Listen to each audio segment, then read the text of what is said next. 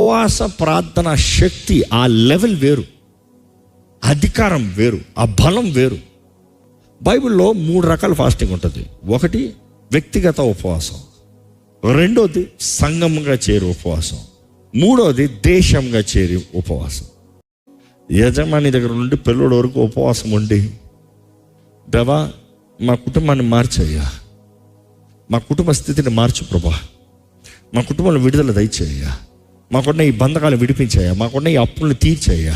ఆ కుటుంబం కానీ ప్రార్థన చేయగలిగితే నిశ్చయంగా చెప్తాను, రాసి పెట్టుకోండి. కావాలంటే 3 రోజులు తినరా, 30 రోజులు తినకుండా చూద్దాం, నాకు అది కావాలంతే.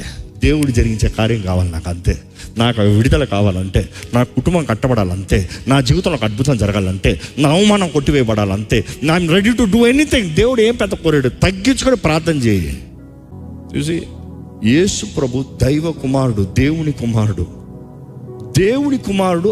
దేవుడు ఈ లోకంలోకి వచ్చినప్పుడు ఆయనకే ఉపవాసం ఉండి ఆ శక్తిని పొందుకోవాల్సిన అవసరం వచ్చినప్పుడు హౌ మచ్ మోర్ వి నువ్వు సమర్పించుకో, దేవుడు నీ పక్షాన కార్యం జరిగిస్తాడు. నీవే నా సర్వం, నీవే నా సకలం, నీ తోడుతోనే నన్ను బ్రతికించయ్యా.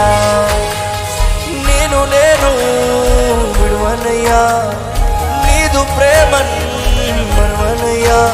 నీ దయలోనే నన్ను బ్రతికించయ్యా, నీ రూపులోనే తీర్చిదిద్దుమయ్యా. జీవితమే నీదు వరమయ్యా.